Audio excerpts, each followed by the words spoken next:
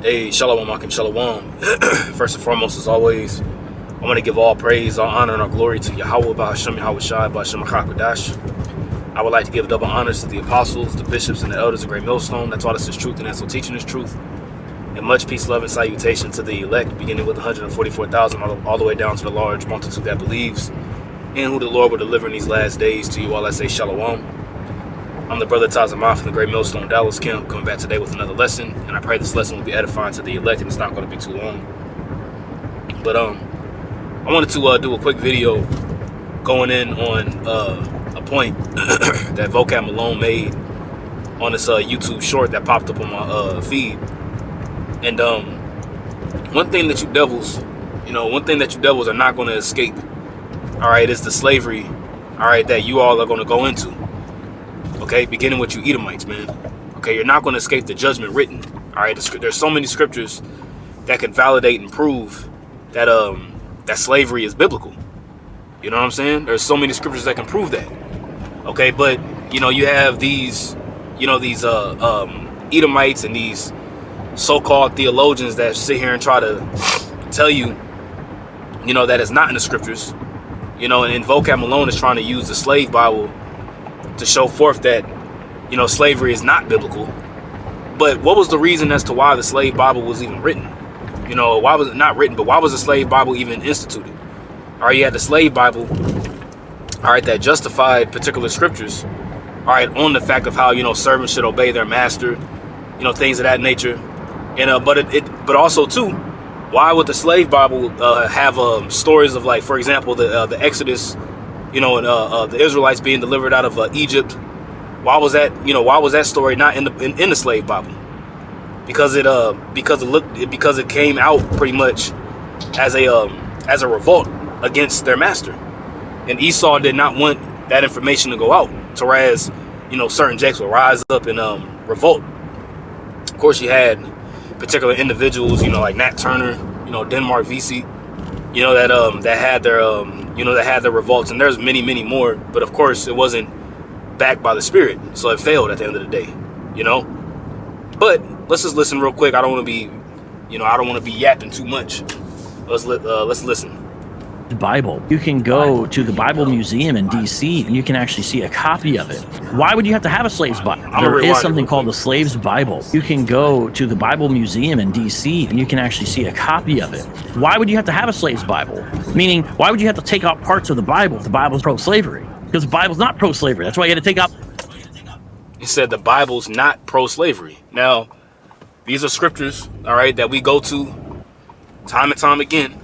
All right, if the Bible's not pro-slavery, all right, why does it say this written in Psalm, the 2nd chapter? All right, this is Psalm 2. All right, we'll start at verse 1. Let's read this in the NLT, actually. It says, "Why are the nations so angry? Why do they waste their time with futile plans?" Right? It says, "The kings of the earth prepare for battle," going into, the global elite, how they're preparing themselves, all right, to try to fight against Yahweh Shai and the angels. They're preparing war as we speak right now. Okay, in regards to they're preparing war right now in regards to the men of the Lord that's out there on the highways and hedges teaching. Okay, trying to pass all these laws. That's really war. But it's gonna be physical, right? It's going to turn physical, I'd rather say, but that's when Yahweh Ba'ashem Al-Shah is going to lift up the standard. It says, "The kings of the earth prepare for battle. The rulers plot together against Yahweh and against his anointed one. Let us break their chains," they cry, "and free ourselves from slavery to the Most High." So these elites know that they're going to go into slavery if they don't stop, all right, which they're not going to be able to. But they know that they're going to go into slavery, all right, if they don't stop, all right, this word from going out, which they can't stop it.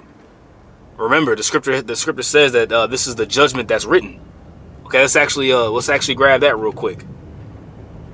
Okay, once again, you got people like Vocab Malone and these so-called theologians that try to sit here and refute what's written, and it makes them really bigger hypocrites, man, when it's all said and done. All right, this is Psalm 149. All right, And 6, just jumping straight to the point, it says, let the high praises of the Most High be in their mouth, and a two-edged sword in their hand, going into judgment, right? To execute vengeance upon the heathen, okay? So there's going to be vengeance that's going to be upon the heathen. Now, who are these? Who is this heathen? Who are these heathen that it's talking about here? Okay, who are the heathen here that it's talking about? These are talking about the different heathen nations, man. You know, beginning with the Edomites, all the way down, you know, all the way down to the rest of the different 18 nations that you read about in Psalm 83. Okay, remember the scripture says what? He that leadeth into captivity shall what? Shall go into captivity. He that killeth with the sword must be killed with the sword. Here's the faith and the patience of the saints. You see, and then Vocab, I forgot the bogus ass breakdown that Vocab Malone tried to say that was talking about. Maybe I think he said that was talking about Israelites or something like that. You know, but anyways, it says to execute vengeance upon the heathen and punishments upon the people, to bind their kings with chains, right? To bind their kings with chains, all right, and their nobles with fetters of iron. Okay, their kings are going to be bound with chains, and their nobles are going to be bound with fetters of iron. What is that? What is that? That's slavery. Just as we had to have yokes of iron upon our necks, as you read in the curse in Deuteronomy the 28th chapter, our enemies are going to have to deal with the same thing. Our enemies are going to have the same thing. Why? Because the scripture says that these curses will matter of fact, let me get it real quick. All these curses that we read about, all right, in Deuteronomy the 28th chapter, Leviticus the 26th chapter, all these curses are going to fall upon our enemies as well, man. Okay. Let me see if I can find it real quick here. Here you go. Deuteronomy 30 verse 7. It says, and Yahweh thy power will put all these curses upon thine enemies. See that? So these curses that we read about are going to be put upon our enemies, man. Whenever we're in the kingdom, the Lord is going to reverse everything. And Yahweh thy power will put all these curses upon thine enemies, and on them that hate thee, which persecuted thee. You see that? And what is one of the curses here? Deuteronomy chapter 28, verse, let me get it real quick.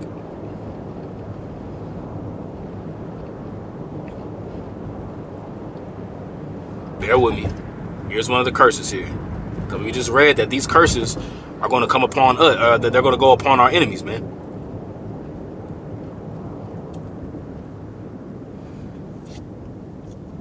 Here it is. This is Deuteronomy 28, verse 48. It says, therefore shalt thou serve thine enemies, which Yahweh shall send against thee. Right? So now our enemies are going to serve us in the kingdom, right? It says, in hunger and in thirst and in nakedness and in want of all things, right? And he shall put a yoke of iron upon thy neck until he have destroyed thee. So there's going to be yokes of iron, all right, upon the necks of our enemies too. This is a curse that will be upon our enemies, man. The scripture says that the Sabians, you know, tall men of stature. Let me get that. Shall come bowing down unto thee. Okay, and like I said, there's many more. Isaiah 45. I think it's Isaiah 45. I'm going off the top, so just bear with me.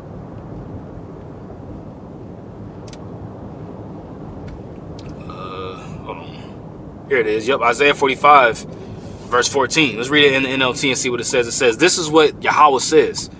You will rule the Egyptians. Right? You will rule the Egyptians. What does that word rule mean?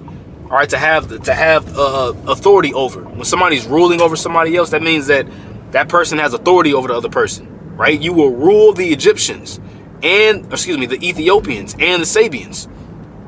They will come to you with all their merchandise, and it will be all yours. And it will all be yours, It says, they will follow you as prisoners in chains. What does that sound like? Vocab Malone. Was this a prophecy that was already fulfilled? Did this already happen? And if it did happen, let us know when. Okay? If Isaiah wrote this prophecy, which he did write this prophecy, as we know it's in the book of Isaiah, right? When did this prophecy, if this prophecy was fulfilled, Vocab Malone, tell us when it happened in history, when this took place and happened, right? They will follow you as prisoners in chains. They will fall to their knees in front of you and say, God is with you and he is the only power. You see? They're going to fall upon their knees and say that God is with you. Yahweh Ba'Shem Yahushua is with you. And they're going to have, what? They're going to have chains upon them, man. Okay? Remember the scripture says that what? He's going to take the nations and he's going to dash them to pieces as a potter's vessel. Okay, what is that? What is that going into, man? It's going into what? Authority. That's what that's going into. Rulership. Okay? So they like I said, they try to use these little points. Oh, the Bible, you know, slavery's not in the Bible. And we just pull it out. And like I said, there's way more scriptures that we can pull out. As a matter of fact, let's listen to this one more time. And you can actually see a copy of it. Why would you have to have a slave's Bible? Meaning, why would you have to take out parts of the Bible if the Bible's pro-slavery? Because the Bible's not pro-slavery. That's why you had to take out the parts that weren't and keep the parts out of context and make it seem like it is pro-slavery. So what we just read was out of context. Was that so? What we just read, these future prophecies are all out of context. They're out of context here. When the scripture says he's gonna matter of fact, I guess this is gonna be, I guess this is out of context as well. All right, this is Revelation. All right, Revelation chapter 2,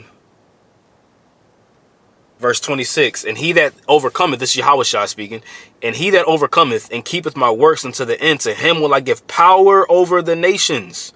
What's this word power mean? So I guess this is out of context. I guess we're taking this verse out of context here. And in Vocab alone and all these Christian so-called theologians, they never go into these verses. They never break these verses down. That word power is exousia. Okay? Exousia. And that word power here says over the heathen nations, right? That word power is what? The power of rule or government. And what does the word government mean? When you break that word down, Elder Apostle Tahar brought this word down a while ago. That word govern, all right, which means to control. And mentes is the mind. When you can control somebody, the way somebody thinks in their thought patterns, that's power. That's authority.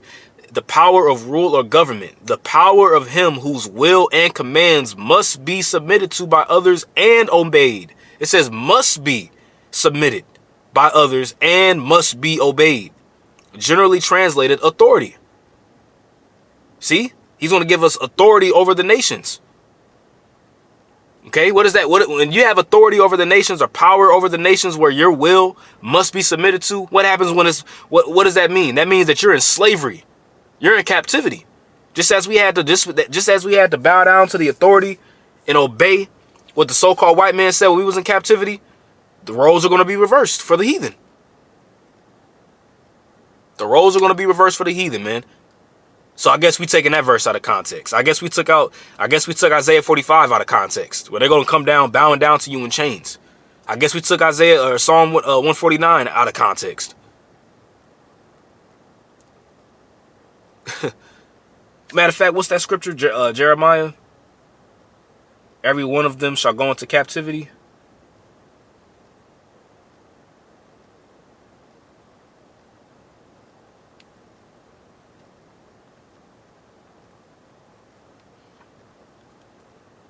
Jeremiah, Jeremiah 30, verse 16. What? It says, therefore all they that devour thee shall be devoured. Who's it talking about? All the heathen nations that devoured us, that came up against us. And all thine adversaries, every one of them shall go into captivity. When did this happen? If Jeremiah spoke this prophecy, and this was during the Babylonian captivity, when was this prophecy fulfilled, Vocab Malone? Please answer us these questions. And they that spoil thee shall be a spoil, and all that prey upon thee will I give for a prey. Okay? And all your enemies will be sent into exile. Let's get this word captivity here. What does this word captivity mean in the Hebrew? That word, the captivity is shabaya, or shabia. Right? You got what? Captivity, captives, captivity, capture, captives, captive. Shabawa. And then it says a precious stone, the high priest, probably an agate. But let's go down here and just see. State of captivity. Capture. Captives. When somebody's in captivity, that means that they are in slavery. Just as we were in captivity, a state of captivity. Imprisonment. You see? They're going to be in prison. They're going to be our slaves, man. Okay? You can't get around it, vocab.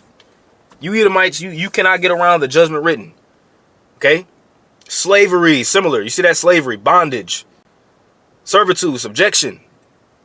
Short for Babylonian captivity. Interesting. Babylonian what? Slavery.